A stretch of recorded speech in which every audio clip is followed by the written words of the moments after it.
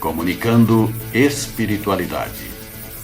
Apoio Cultural Soster Imóveis, Avenida Assis Brasil, 4990, Sala 201. Telefone 3340 8143, Porto Alegre.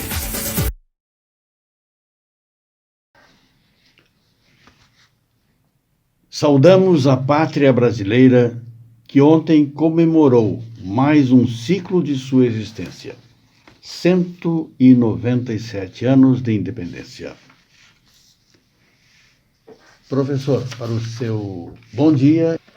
Bom dia a todos. Parabéns, Brasil, que tens no teu solo a forma de um coração. E no teu céu, o símbolo estrelado da cruz, mostrando a quem pertences. Dr. Marcos, a sua saudação. Bom dia, professor Zambuja, professor Olimar, bom dia aos nossos amigos telespectadores. Há cerca de um ano, o Jornal Espírita de São Paulo, o Correio Fraterno, fez uma pesquisa onde perguntava para os nossos amigos espíritas se eles consideravam que o Brasil seria o país do futuro, o coração do mundo, a pátria do Evangelho. 73% dos espíritas afirmaram que sim. Eu achei pouco, professora Zambuja.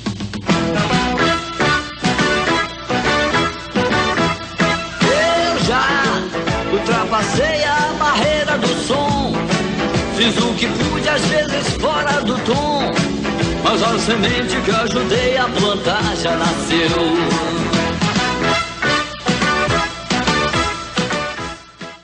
O Divino Mestre Jesus chama a Ismael logo após o estabelecimento da República e diz-lhe ser necessário separar o organismo político do Brasil dos alvitres permanentes e constantes do mundo espiritual.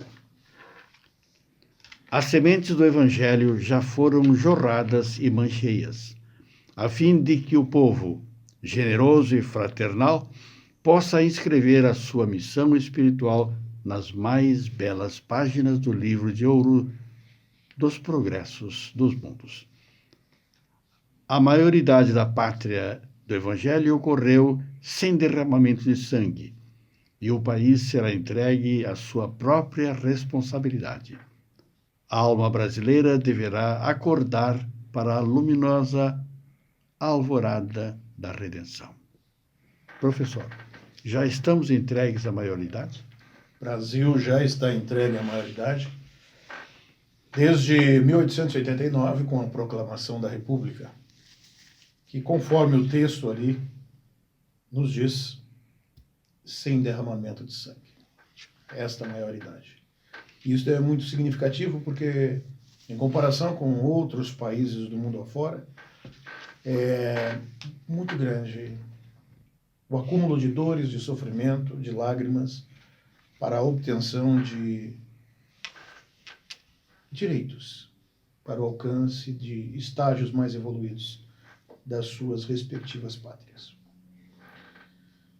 Como jovem, o Brasil já está entregue à sua própria responsabilidade. Aquele jovem que saiu do controle paterno, né, e materno, com liberdade para agir e com responsabilidade para colher o fruto de suas ações.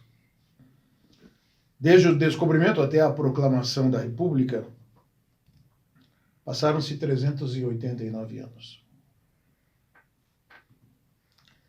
67 anos de independência e o Brasil acordou para a alvorada da sua redenção. 167, né? É, isso aí. O Brasil acordou para a alvorada da sua redenção. Assim é que nós vemos hoje, particularmente, o Brasil. Um jovem, comparado com países muito antigos, principalmente da Europa, que age muitas vezes com acerto, que age outras vezes cometendo erros, tá? Que estaciona, caminha, que retoma essa caminhada, essa jornada em busca do progresso. É dessa forma que nós imaginamos o país, o nosso Brasil. a terra do Cruzeiro. Então, acredito que é importante que nós tenhamos tolerância, compreensão para com a nossa própria nação e que saibamos que estamos caminhando, que precisamos de correções, precisamos de melhorias nessa caminhada, mas que se trate isso com cordialidade, com inteligência, com amor, sobretudo. Irmão Marcos, o que pode comentar sobre o futuro espiritual do Brasil? Bom, nós estamos trabalhando hoje nesse programa com base neste livro, né, que é O Brasil, Coração do Mundo, A Pátria do Evangelho, livro psicografia do nosso querido Chico, de Humberto de Campos, espírito Humberto de Campos. E com relação ao futuro espiritual do Brasil, não tanto com relação só ao futuro, mas como ao passado também, nós somos criaturas muito privilegiadas, né? Nesse livro, que foi escrito em 1938, portanto, mais ou menos entre duas guerras mundiais, onde foi um período sombrio da humanidade, né? Um período grave da humanidade. Nesse livro, Jesus nos mostra que ele transplantou a árvore do seu evangelho da Palestina para a nossa terra. Isso nosso próprio mestre dizendo no livro, é relatado no livro, de que foi transplantado. Então essa árvore foi transplantada da Palestina para a nossa terra. O transplantar de uma árvore, um processo de transplante de uma árvore é algo extremamente complexo. E assim foi feito. Dentro de uma marcha evolutiva, e tudo quando nós nos referimos à evolução, nós temos que ter a consciência de que ela é coordenada por Deus de uma forma minuciosa, com seus meses, seus anos, meses, dias e horas. Então, no livro nos é trazido que dentro dessa marcha evolutiva o Brasil terá, sim, a sua posição de destaque. No entanto, nós costumamos referir posição de destaque atrelarmos a poder econômico e político. Meus irmãos, do nosso mundo, todo o poder econômico e político que foi conquistado e que deu destaque a nações foi com base em sangue. Foi com base em guerras, como o próprio professor Olimar disse no início. Qual foi a independência de um país europeu ou da própria América, que não foi conquistada com base em guerras, né? E aí nós vemos um Dom Pedro proclamando a independência do nosso país sem uma gota de sangue, inclusive vencendo... por historiadores franceses e ingleses, se tornou objeto de pesquisa, né, Dom Pedro, por ter sido um homem que foi comandante de uma nação e não era um conquistador, né, um desbravador, um sanguinário. E se nós observarmos, e o espírita tem a obrigação de observar as coisas dessa maneira, de uma forma mais ampla, nós vamos ver que o Brasil ele não tem uma carga, eu não gosto muito de utilizar essa palavra, mas para sintetizar, assim, ele não tem um resgate kármico a ser feito muito grande, em comparação às nações europeias que tiveram batalhas durante muitos e muitos anos, como nós podemos ver aí nesses seriados aí, Game of Thrones e outros, da época medieval, onde o Brasil só tinha índios aqui, graças a Deus, e não haviam guerras. Então, se nós observarmos desta maneira, meus irmãos, o Brasil é um país que tem as suas injustiças, houveram, sim, como a questão da escravatura e outras, mas dentro do livro isso também vem dito que está sujeito à justiça divina. Todas as injustiças estão sujeitas à justiça divina. Em momentos de aflição do nosso querido Ismael, nosso anjo protetor do Brasil, em momentos de aflição em que ele esteve com Jesus, Jesus o disse isso. Jesus disse isso a ele. Eu, como Cristo, não posso interferir no livre-arbítrio das pessoas. Agora, todas as injustiças estão sujeitas à justiça divina. Ainda assim, o Brasil é um país abençoado, privilegiado, porque nós não tivemos grandes guerras, grandes derramamentos de sangue que outras nações haverão de resgatar. Aí você pode perguntar, mas irmão Marcos, nós já encarnamos na Inglaterra, nós já encarnamos na França, sim, mas hoje nós estamos no Brasil, e isso quer dizer alguma coisa. Se nós reencarnamos do Brasil, nesta terra abençoada, estamos encarnados aqui hoje, é porque nós alcançamos essa condição. Então, nós espíritas, 73% dos espíritas acharem que o nosso Brasil não é abençoado, não tem a condição, eu acho muito pouco. Eu acho pouca fé, meus irmãos. Porque eu vejo o Brasil com um potencial extremamente grande. E com questão dessa linha, desse traçado que nós queremos desenvolver aqui hoje, que é a linha espiritual, nós estamos muito à frente. Inclusive, eu me lembro, quando há mais de 10 anos atrás estava iniciando o Espiritismo, eu comentava com uma amiga minha, até o professor Neymar conhece, essa amiga era Anitta, e eu dizia para ela assim, mas os japoneses são um povo fantástico, eles são extremamente educados, né? E rebuscados. E ela me olhou e disse assim, mas eles são extremamente materialistas, meu filho. Não generalizando, claro, né? Mas porque existe aos japoneses que são ligados à sua espiritualidade, é claro. Mas a gente não enxerga essas coisas, a gente enxerga só o tesouro material. A gente enxerga a nação como riqueza, né, de potencial financeiro. Então, dentro dessa marcha espiritual, que é neste sentido que nós somos ricos, o livro deixa bem claro, de um tesouro que não perece, é desta marcha espiritual que nós, deste tesouro é que nós somos ricos. E é com essa espiritualidade que nós vamos trazer o exemplo para as demais nações, como convivência e fraternidade, o afeto, o carinho, a caridade. Nesse ponto o Brasil vai ser de grande destaque, vai ser de grande valia. Professor Zambujo. Estamos então encerrando o nosso primeiro bloco e voltaremos em seguida para continuar este nosso programa de hoje, extremamente importante. Até já. Comunicando espiritualidade. Apoio Cultural Soster Imóveis, Avenida Assis Brasil, 4990, Sala 201. Telefone 3340-8143, Porto Alegre. Comunicando espiritualidade. Professor Olimar, algum diálogo importante que o senhor possa nos trazer? Certamente. Vejamos esse diálogo de Jesus com Ismael.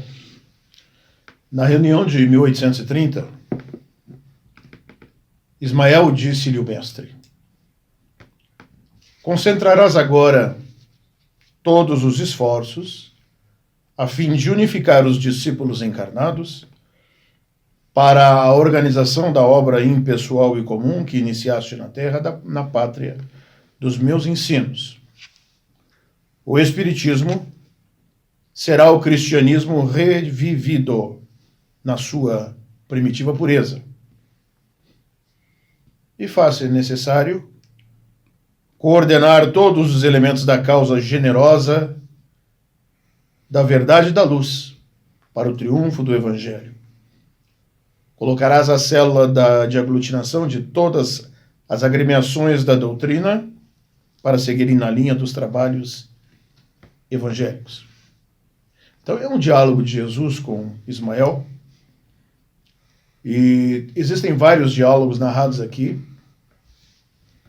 deste e de outro teor, de tal sorte que nós temos a possibilidade de começarmos a perceber que, quando se diz que o Espiritismo ele não traz uma doutrina nova, ele apenas resgata a pureza da doutrina do Cristo, nós vemos aqui exatamente essas palavras sendo pronunciadas.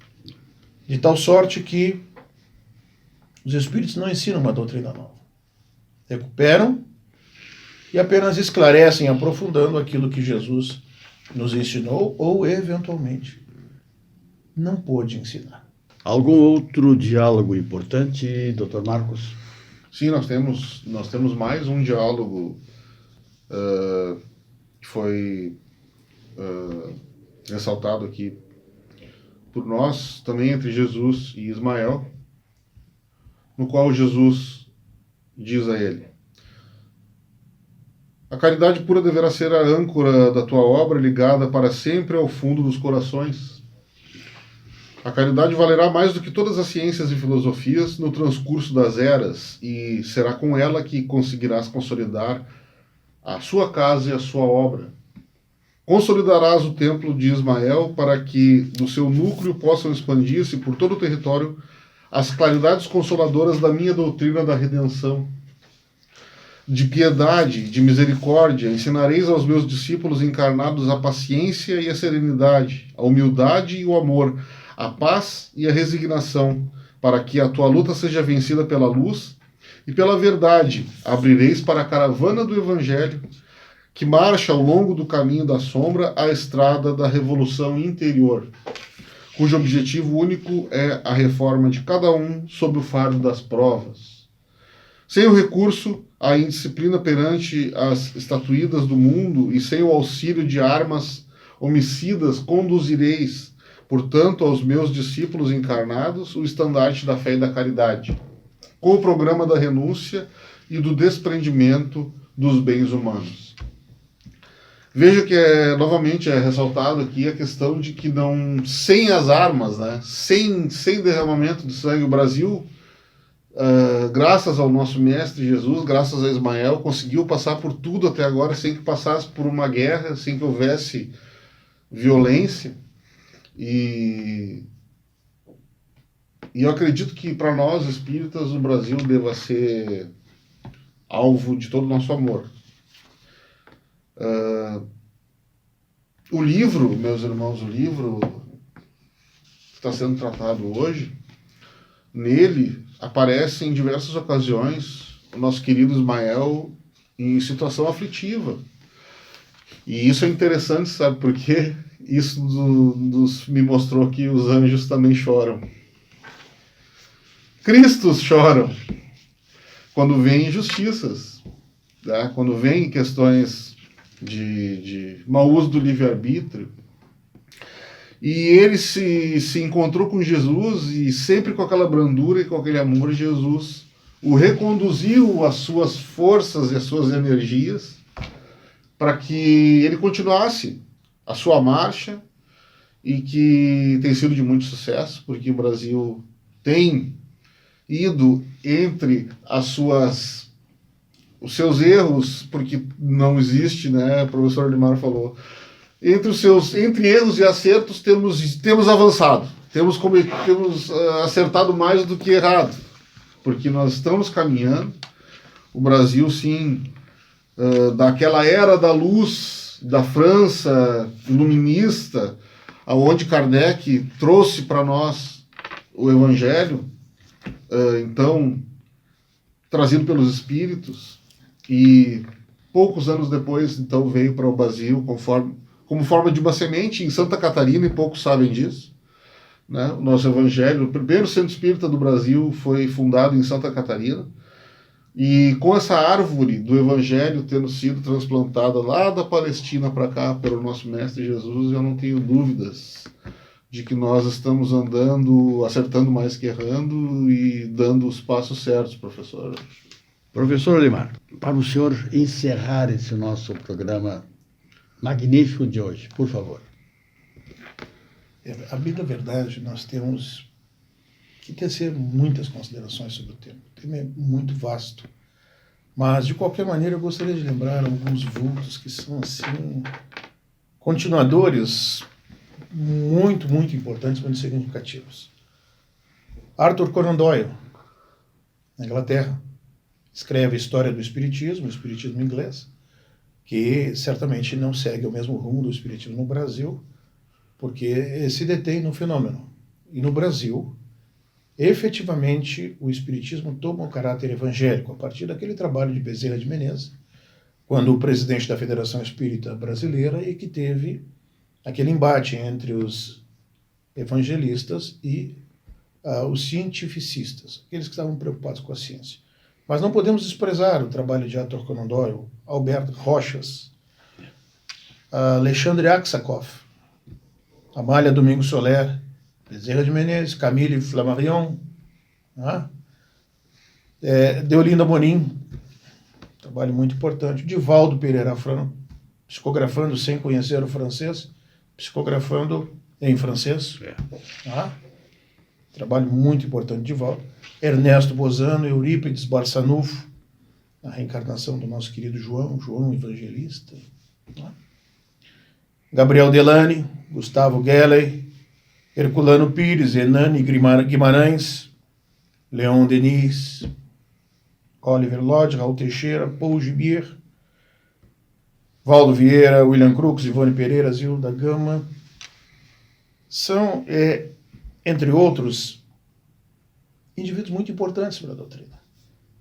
E certamente no Brasil é onde o Espiritismo realmente tem o maior número de adeptos. É onde efetivamente nós vamos encontrar o nosso país despertando para a questão espiritual. E quando se fala nesses alvitres, nas sugestões do mundo espiritual, quando Jesus diz a Ismael que era hora de libertar o país lá no começo do nosso trabalho, libertar o país para que ele pudesse começar a caminhar com as suas próprias pernas, para quando ele começasse a ser responsabilizado pelas suas ações. Nós hoje estamos aqui comemorando mais um ciclo desta trajetória. Uma trajetória muito importante. Uma trajetória em que nós vamos identificando necessidades. E não podemos abrir mão de lutar para conquistá-la. Porque o Brasil precisa de justiça social, com redução das desigualdades sociais. Precisa aumentar salário e condições de trabalho dos professores? Com certeza. Reduzir os índices de violência. Fazer a boa política. Não é? Por quê? Porque precisamos acreditar na política. Precisa de uma oposição melhor. Que também dê ideias. Que não faça somente críticas. Respeitar a diversidade religiosa, mas precisa coibir a exploração da fé. Porque muitas pessoas são roubadas em nome da fé. São lesadas, são prejudicadas. E nós passivamente não fazemos nada. É preciso mais cultura nesse país. E esse trabalho, esse programa, transita também por isto. Tentando atender esta dimensão. A dimensão da cultura. E nós estamos aprendendo muito aqui. Muito. Precisa também de acesso à rede de comunicação mais barato. Esse acesso. Acesso para todos. Tem sinal de Wi-Fi? Tem sinal de internet? Preciso que nós tenhamos tudo isso. É preciso que nós cuidemos melhor do nosso patrimônio cultural. Patrimônio natural também. Preciso cuidado com isso. A Terra está sofrendo. E o homem parece muitas vezes um câncer neste organismo. Infelizmente. Precisamos acreditar na ideia de que o povo brasileiro saberá por si mesmo descobrir o que precisa. Que ele sabe pensar por si próprio. Preciso ler bons livros. Nós necessitamos disso. Preservar a natureza. Precisamos de saúde e educação rápida, acessível, de qualidade. Mas precisamos, acima de tudo, de espiritualidade. Precisamos de Jesus. Era isso, professor. Dr. Marcos, para as suas despedidas. Eu me despeço dizendo aos nossos amigos, telespectadores, que nós estamos encarnados na nação mais rica do mundo. Mas rica de uma riqueza que não é material. De uma riqueza que não perece nunca e jamais. E dura pela eternidade. Um grande beijo no coração de todos e um bom domingo. Estamos então encerrando o nosso programa. Tenhamos todos um excelente domingo, uma produtiva semana e no próximo domingo estaremos novamente com os senhores. Bom dia.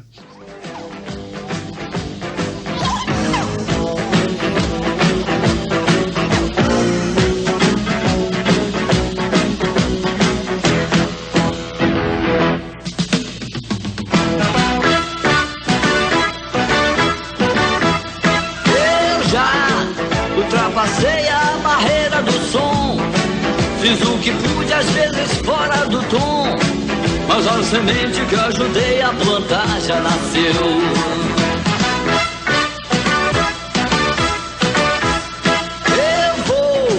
Eu vou me embora apostando em vocês, meu testamento deixo minha lucidez, vocês vão ter um mundo bem melhor que o meu.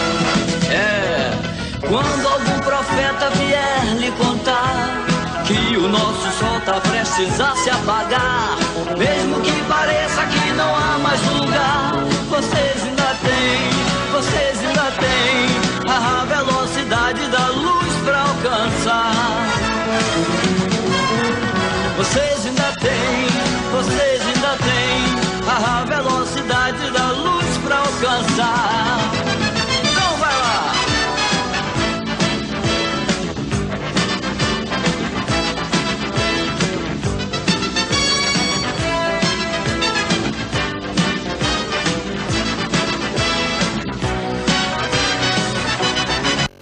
Comunicando espiritualidade. Apoio Cultural Soster Imóveis, Avenida Assis Brasil 4990, Sala 201. Telefone 3340-8143, Porto Alegre.